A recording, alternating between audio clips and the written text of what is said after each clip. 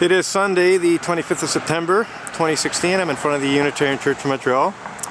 I am engaged in what Reverend Deborah Pope Lance refers to as my alternative spiritual practice of protesting against Unitarian Universalist injustices, abuses, and hypocrisy, which include, but are by no means limited to, cover-up and denial of such despicable crimes as pedophilia and rape committed by Unitarian Universalist ministers.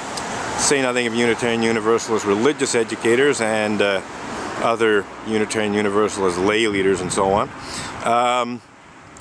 We're looking at the wayward pulpit of the Unitarian Church of Montreal. This is an outdoor sign. You know, it's basically a kind of it has sayings and so on. Many Unitarian churches have this church sign outside them, and they usually have some kind of saying. This is actually the I believe the mission statement of the Unitarian Church of Montreal. It says, "Our spiritual community welcomes, nurtures, inspires, challenges. Together we take action in the world." Well, what's interesting about that is it's very vague, and in fact, obviously it's meant to be positive and so on. Obviously it's meant to be interpreted in a positive light. But the fact of the matter is that this can easily be seen in a very negative light. For instance, we could recognize that the Unitarian Church of Montreal welcomes intolerant and abusive hardcore atheists as members of the church, and these intolerant and abusive hardcore atheists basically go around insulting and abusing God-believing people who show up at the Unitarian Church of Montreal. The Unitarian Church of Montreal nurtures these very same abusive atheists, and of course they nurture other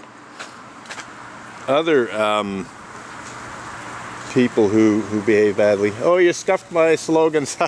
So this guy walks by and he scuffs my slogans because I guess he doesn't like the fact that I got a slogan here that says Unitarians cover up clergy abuse.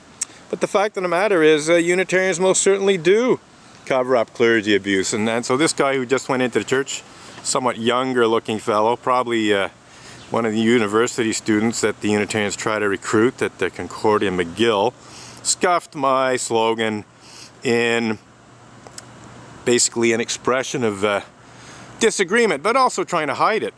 So yeah, that's one of the ways Montreal Unitarians take action in the world. They basically willfully ignore my slogans, which tell the truth about Unitarian Universalist clergy abuse, and also Unitarian Universalist cover-up and denial of clergy abuse, which includes, but is not limited to, pedophilia and rape committed by some Unitarian Universalist ministers. So, this guy just did a good job of illustrating what I'm saying here is that, many of the actions taken in the world by Montreal Unitarians and by top-level Unitarian Universalist Association leaders are basically immoral, unethical, borderline criminal, actually criminal, and so on. So this incredibly vague mission statement really doesn't say much of any substance about the Unitarian Church of Montreal. Obviously it's meant to be taken in a positive light, but it can be interpreted in a very negative light. And on that note, we're going to pick up a picket sign or two and start walking back and forth with picket signs. It looks like this woman's approaching the church. We'll see if she scuffs my... No, she didn't scuff it. That's good. So this woman did not scuff my slogan to try and erase it, to try and express her disapproval. So as I said, we're going to grab a picket sign or two. We're going to start walking back and forth. We're going to have a look at the slogans I wrote here. So we have Unitarian clergy abuse sucks. And I actually was going to write something else. I was going to write Unitarians cover up clergy abuse or something like that, but I ran out of space for the S. So I said, well, what am I going to do with Unitarian? So since some Unitarians think I suck, in other words, they say Robin Edgar sucks, they say Robin Edgar the person sucks, I have responded to that by saying certain behaviors on the part of Unitarians suck. And I would say that clergy abuse committed by Unitarian Universalist ministers does in fact suck, sometimes literally. So, Church of the Image Tarnishing Ministers. Well, it used to say Church of the Image Tarnishing Minister. It referred specifically to Reverend Ray Drennan. And it was inspired by the fact that Reverend Ray Drennan on October 9th of 2000 had a very opinionated op-ed editorial in the Montreal Gazette, which under the heading Wrong Message, most ironic actually, trashed the fact that former Canadian Prime Minister Pierre Elliott Trudeau's state funeral was a Roman Catholic rite.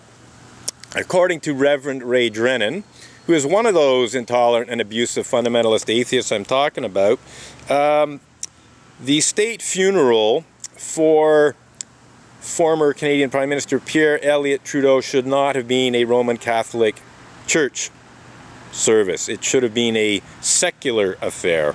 It should have been basically non-religious, or at best multi-religious. But he could have made that point in a reasonable, balanced, non-insulting manner. But no, Ray Drennan just had to, lay it on thick. He trashed the state funeral as a sham state funeral. He actually had the unmitigated gall towards the end of his wrong message to state that most religious rituals were meaningless. Obviously, except for Unitarian Universalist ones. But he actually had the unmitigated gall to not only say that the funeral for Pierre Elliott Trudeau was meaningless, but that the vast majority of religious rituals in the world are meaningless. And of course, from his perspective, being someone who not only does not believe in God, but who's absolutely convinced God does not exist, then any ritual that has anything to do with God is meaningless. But anyway, he actually elicited 50 letters to the editor people sent in. Now, of course, not all of them were published, but 5 representative letters of the 50 were published in the Gazette, every single one of them condemning him. And I should add that from what I was told by the Gazette's letters editor, that's how I found out about the 50 letters, not one of them, not one was in favor of Reverend Ray Drennan's wrong message about Pierre Elliott Trudeau's state funeral. Every single one of the 50 letters that the Gazette received, including mine, was criticizing Reverend Ray Drennan for his intolerance and his rudeness and offensiveness, and yes, his bigotry. So, and initially that's what this sign was about, but you'll see I've pluralized it, because Reverend Ray Drennan is by no means the only image tarnishing minister of either the Unitarian Church of Montreal or the greater Unitarian Universalist religious community. I mean, I could go into numerous ways in which Unitarian Universalist ministers have tarnished the image of their own individual Unitarian Universalist churches and the greater Unitarian Universalist religious community. I could, provide dozens of examples, even hundreds if I, started like really counting it. But I'm not going to say anything more, actually, at this point. I'm not going to go into any more detail because I want to start walking back and forth with my picket signs. So we're going to end this monologue. We're going to leave this sign here, leaning up against the fire hydrant there. We're going to pick up my unsafe sect picket sign here. Nice big letters, can be seen a mile away. We're going to carry that one so the cars driving by can see it. And yeah, atheist, UUs are accusing me of blasphemy. I think I'll leave that one there for now. UU liars bear false witness against me. Yeah, it's a little wordy. I think I'm just going to walk around with my unsafe sect picket sign for now. We'll leave the other ones freestanding. So I'm just going to switch hands here. I got some people coming this way. And so yes, the unsafe sect picket sign is highly visible, and it gets the message across, I think, quite effectively. And we'll look at some of the chalk slogans we've put down here. So yeah, I got a couple of people. I'm not sure if they're going to the church or not. I think they are. Oh yes, it looks like Chloe Hart, who likes to erase my slogans. Well, I sent one poem and 2 pictures, but I don't know if there's them. So this is Chloe Hart, a young Unitarian Universalist in Montreal. And unfortunately, Chloe Hart, on at least 2 occasions, is one of those Montreal Unitarians who have taken action in the world by erasing my chalk slogans which protest against Unitarian Universalist clergy abuse and Unitarian Universalist cover-up and denial of clergy abuse. And yes, some of that clergy abuse includes such despicable crimes as pedophilia and rape committed by Unitarian Universalist ministers, and some of that cover-up of clergy abuse includes the Unitarian Universalist Association's immoral, unethical, borderline criminal, and yes, batshit crazy misuse of Canada's blasphemy law in Bill Cosby-style legal bullying that seeks to cover up and hide the fact that some Unitarian Universalist ministers, shall we say certain Unitarian Universalist ministers, to borrow a nice phrase from Maitre Marc-André Coulombe, have been charged, tried, and convicted of such despicable crimes as pedophilia and rape, and have been sentenced to jail terms for pedophilia and or rape. And then there's the Sunday school teachers who've been charged, tried, and convicted of such despicable crimes as pedophilia and rape. And then there's the, more or less ordinary church people, but nonetheless prominent church members, lay leaders, and so on, people who would have a, significant role to play in the church, who have been charged, tried, and convicted of such despicable crimes as pedophilia and rape, to say nothing of murder. So anyway, getting back to things, this young lady is a knowing and willful participant in the cover-up and denial of pedophilia or rape, amongst other things, because when she erases my chalk slogans that protest against the cover-up of clergy abuse, and sometimes they are more specific, sometimes my chalk slogans do specifically say, things like Unitarian Universalist misuse blasphemy law to cover up pedophilia and rape. This young lady is hiding that. She's keeping it invisible.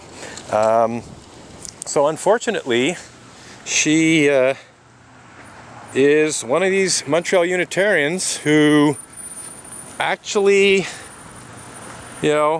take action in the world in a way that is immoral and unethical, and seeks to help Unitarian Universalists keep clergy abuse, including clergy sex abuse, hidden. And yes, there's one point I want to make here, because when I use the term clergy abuse, I'm referring to all forms of clergy abuse. It's a very general term. So that includes, for instance, child sex abuse, but it includes sexual abuse as well, other forms of sexual abuse, but it also includes non-sexual abuse. The sexual abuse of clergy gets, a lot of attention, but the fact of the matter is there's quite a number of forms of non-sexual abuse of clergy, not just Unitarian Universalist clergy, that basically doesn't really get talked about much, because all of the emphasis is on the sexual abuse.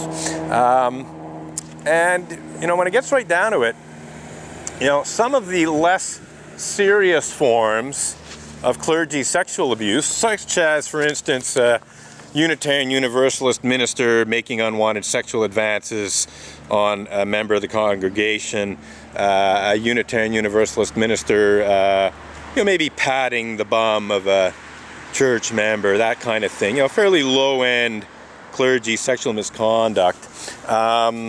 It's actually less serious than some of the more serious forms of non-sexual clergy misconduct. So we see a certain number of young people showing up.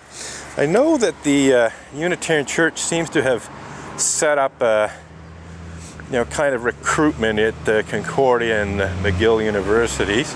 So they may have attracted a certain number of Concordia and McGill University students. They used to advertise in the student newspapers. Maybe they've started that up again. I might check that out.